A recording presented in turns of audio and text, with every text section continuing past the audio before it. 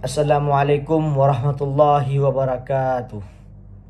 Perkenalkan, nama saya Dimar Gufran Hidayat dengan NIM 24171056, Prodi Kedokteran Umum, Universitas Abulia Tama Aceh. Baik, langsung saja. Alhamdulillahi Rabbil Alamin, wassalatu wassalamu ala ashrafil anbiya'i wal mursalin wa ala alihi wa sahbihi ajmain, amma ba'du. Puji beserta syukur marilah sama-sama kita panjatkan kehadirat Allah Subhanahu wa taala, yang mana oleh Allah yang telah menciptakan 7 petala langit dan 7 petala bumi beserta isi di antara keduanya. Salawat beriringkan salam, tak lupa pula kita sanjung sajikan ke penghuluan alam, yakni Nabi besar kita Muhammad sallallahu alaihi wasallam, yang mana oleh beliau yang telah mengubah pola pikir manusia dari alam jahiliyah ke alam yang Islamiah, dari alam kebodohan ke alam yang berilmu pengetahuan, seperti yang kita rasakan pada saat sekarang ini. Baik, pada kesempatan kali ini izinkan saya menjelaskan tentang makna haji dan umrah, penerapan nilai-nilai spiritual dalam kehidupan sehari-hari.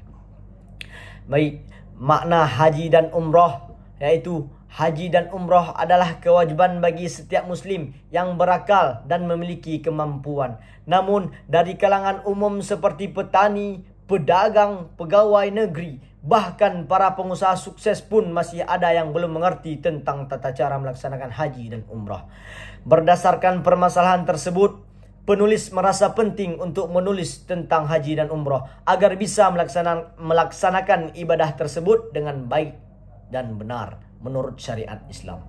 Penulis menjelaskan tentang rukun, syarat, wajib haji serta sunnah-sunnah yang terdapat dalam ibadah haji dan umrah.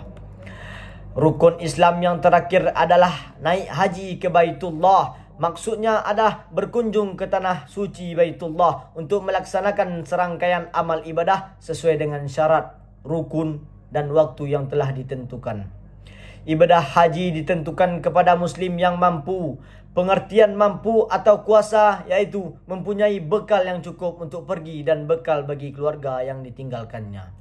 Itulah pengertian dari mampu dan kuasa. Sama halnya dengan umrah yang dapat dilakukan pada bulan-bulan lain selain bulan Zulhijjah. Haji dan umrah merupakan suatu kegiatan rohani yang di dalamnya terdapat pengorbanan atau ungkapan rasa syukur, atau juga berbuat kebajikan dengan kerelaan hati, atau juga melaksanakan perintah Allah, serta mewujudkan pertemuan besar dengan umat Islam lainnya di seluruh dunia. Itu terdapat dalam firman Allah terdapat dalam Quran surah Al-Baqarah ayat 125. Ma'asyiral muslimin wal muslimat rahimakumullah. Secara bahasa, haji adalah menuju ke suatu tempat secara berulang-ulang, atau menuju ke suatu tempat yang dimuliakan atau diagungkan oleh suatu kaum peradaban. Ibadah umat Islam ke Mekah Baitullah atau disebut dengan Baitullah, inilah yang disebut haji, sebab Baitullah adalah tempat yang diagungkan dan tempat yang suci bagi umat Islam. Penetapan waktu haji sendiri, ada kalangan yang berpendapat bahwa haji diwajibkan pada tahun 5 Hijriah. Namun ada yang mengungkapkan lainnya itu tahun 8 Hijriah, 9 Hijriah, bahkan ada yang berpendapat jauh sebelum tahun Hijriah. Namun Nabi Muhammad SAW baru menunaikan ibadah haji pada tahun 10 Hijriah, sebab pada tahun 7 Hijriah beliau keluar ke Mekah untuk menunaikan dan tidak berhaji. Adapun umrah menurut bahasa bermakna ziarah, sedangkan menurut syarak umrah itu adalah menziarahi Ka'bah, melakukan tawaf di sekelilingnya, bersa'i antara Safa dan Marwah, dan mencukur atau menggunting rambut dengan cara tertentu dan dapat dilaksanakan setiap waktu.